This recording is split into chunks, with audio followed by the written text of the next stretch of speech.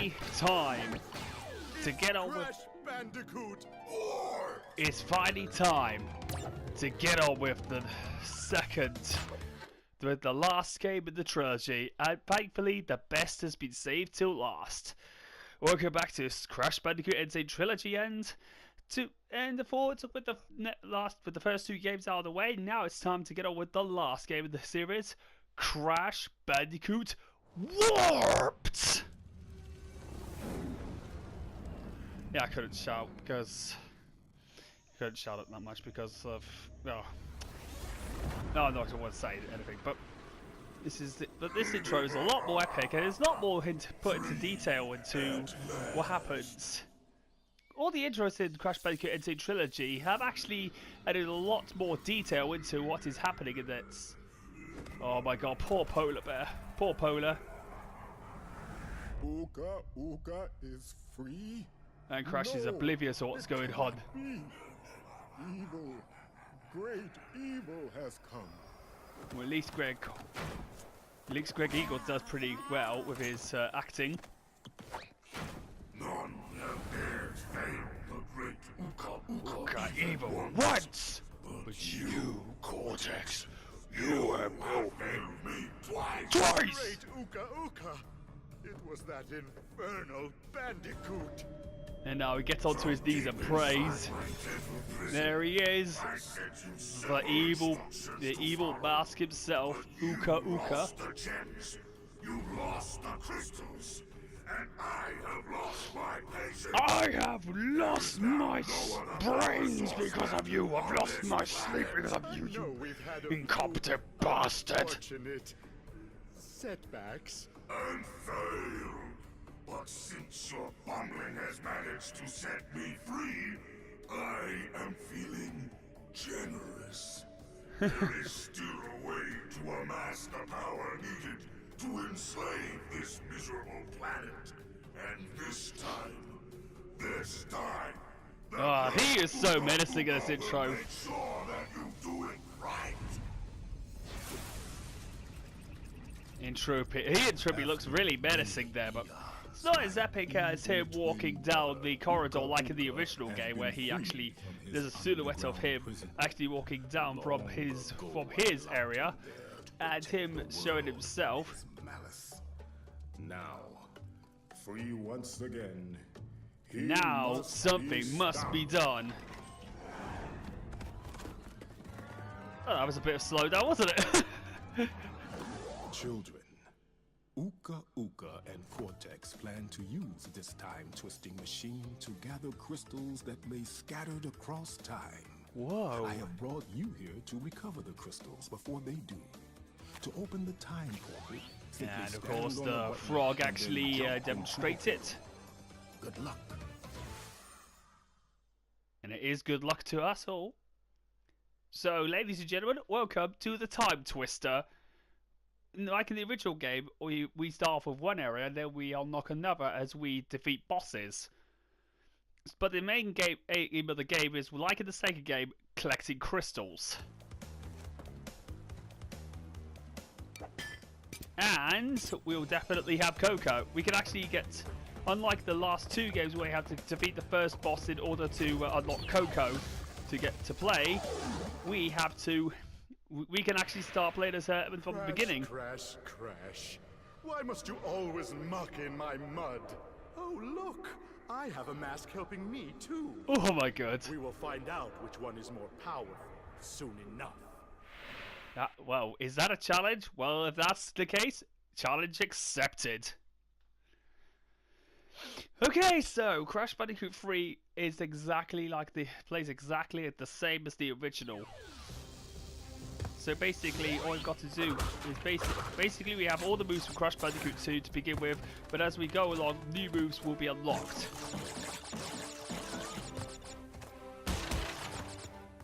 And basically, this is a good way of actually saying.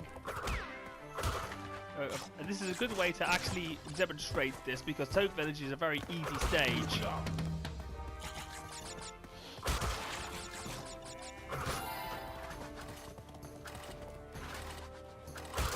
Alright, so, of course, Now that we got through the first part of the game, we're going through the first part, we are going to be seeing if we can finally... Ooh, that was a really close call. To stop while he actually swings. If I actually went into him, he would have had a good chance of swinging right into me and basically me losing a mask. That would have been humiliating for first stage. Okay, so bonus stages are basically exactly the same, but they actually have the same theme, like unlike the last game. Whereas each area had their own specific bonus area theme, this stage, each stage has the same theme as the title theme and the warp room. Sorry, I have had a bit of an itch in my ear, so I'm having a bit of an itchy nose at the moment.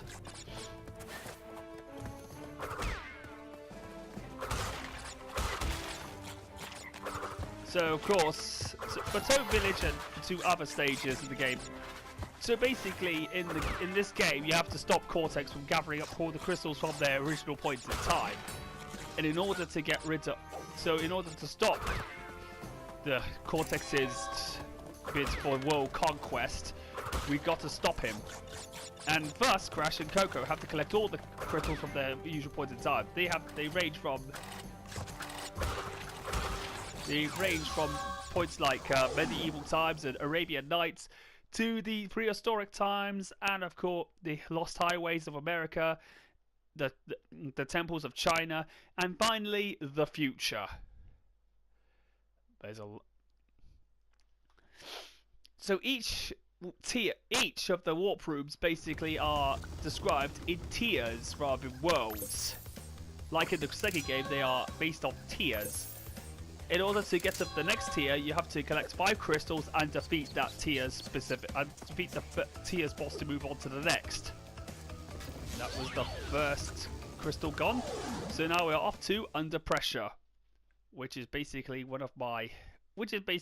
an underwater stage, which is basically one. Now, a big change from Crash Bandicoot 2 is, of course, it has more vehicular. Introduces new vehicle areas. Oh, there's Jaws. Get out of the way, Jaws. I'm not DSP. You can go away. DSP went that way, but the other way.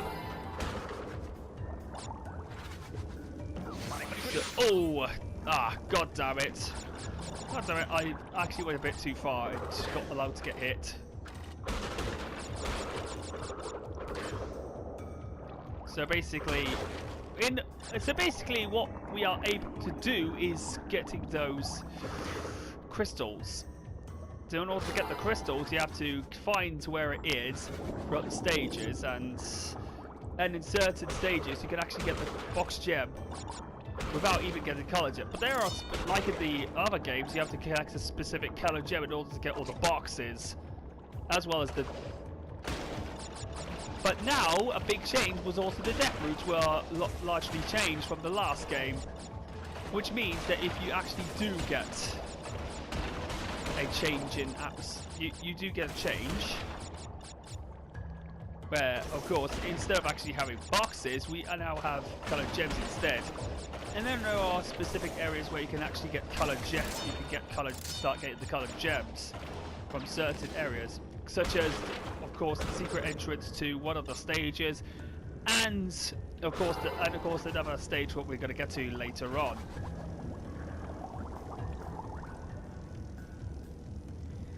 Which is another the second underwater stage. You know the one by now, where you have to backtrack.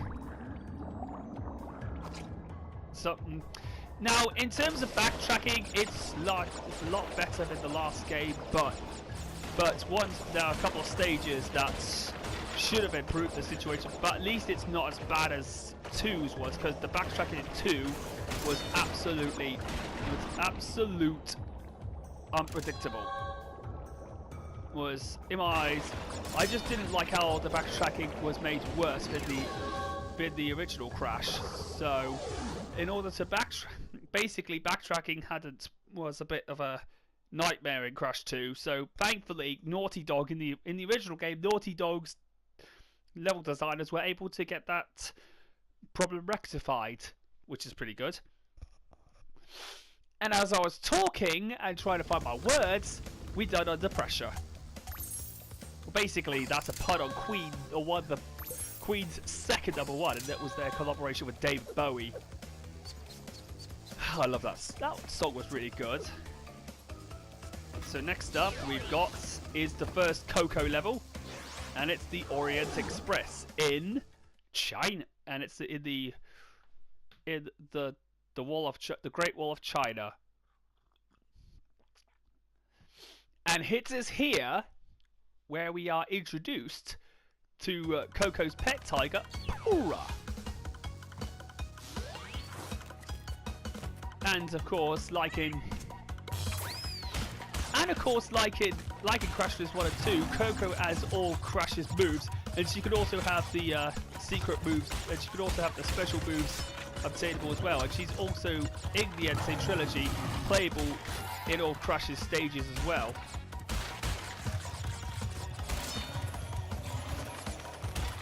Now, in terms of the riding levels, the Pura Tiger levels are a lot more easier than the ones in Crash Bandicoot 2, because Polo and the Hog levels. The Hog levels, in my eyes, were quite difficult.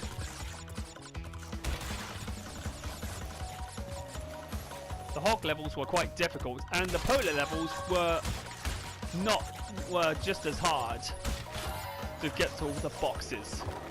If you missed the single box, you had to kill yourself, which was a dumb idea, but what can you do? You needed to, if you want to get those boxes, then, and if you miss one, like what I did, then tough shit, you have to die.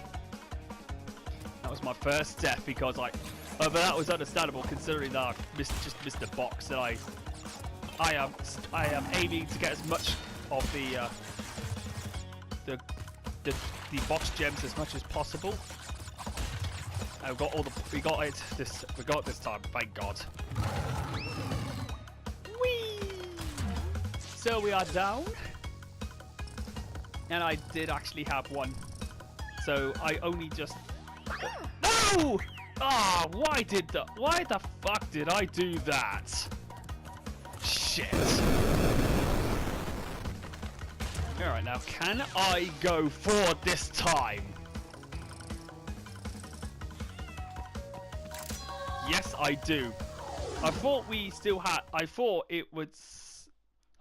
that I had to go down to get the gem, and no, and that was of course the pitfall. That was a pitfall from the wall, which I did not want to do. Man, am I such a dipshit or what?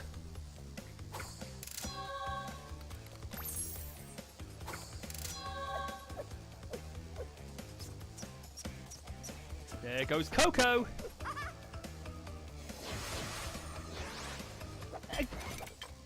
Oh no, not that. Hey, why don't we just play as Coco? Let's go with that. Let's play as Coco in Boneyard. Oh. Uka and Cortex want Tiny get crystals. Oh, hi, and Tiny. bring them to big Colosseum in Rome. Crash! Leave them for Tiny, or Crash get crushed! Wow. That's good, isn't it? Threatening me to crush me if I don't give you any crystals.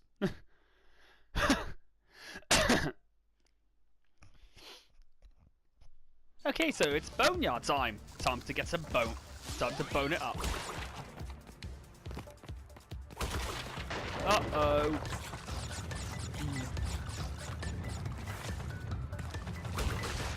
Uh-oh. Thankfully, the stages had a lot more detail this time around. And of course, this is definitely...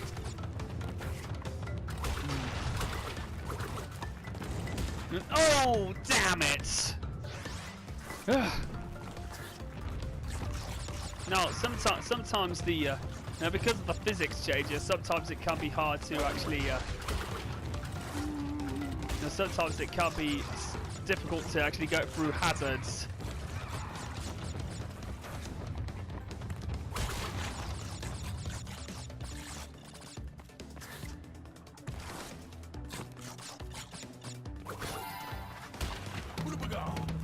I got Aku Aku. Now, one thing I noticed that in the original Crash 2 and 3, the TNTs do not flash, or even unlike in the first game. Thankfully, in the N.Sane Trilogy, they were able to get them to flash in all games, which is pretty good.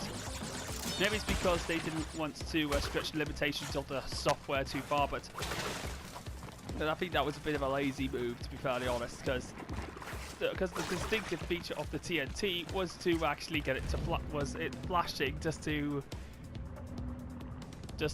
know it actually is TNT, explodable boxes that would spontaneously combust.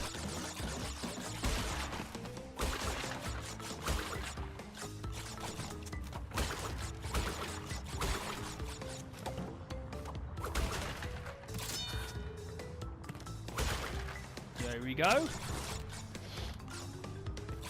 Looking for some place to crawl. Here we go. That's that done. So now we can be able to do that. There's another gem that is in stage, but we haven't got the red gem yet. So basically, in order to get to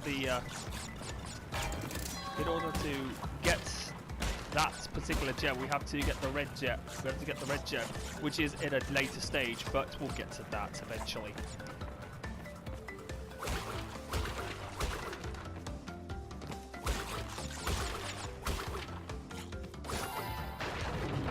Alright, here we go. Right, now, can I get through this without getting hit? I don't have to worry about the boxes because the T-Rex will break them for me. 3 nitros out. Alright, got it. Got the gem. Yes! Not a bad start despite that humiliation at Orient Express where I undeliberately went towards the screen when I should have known that there was a bottomless pit there. Damn. Oh yeah. Good job. We got 4. Haha, indeed. So let's save it right here and go for that. Let's save that. So in order, if we actually do make a mistake, we'll have to reload this save file. So of course, next time I'm going to be taking on the rest of Tier 1 with the last level in the and take on Tiny Tiger and start with Tier 2. So with that being said, I'll see you guys in Part 2 of the Crash Bandicoot 3 portion of Crash Bandicoot N.Sane Trilogy.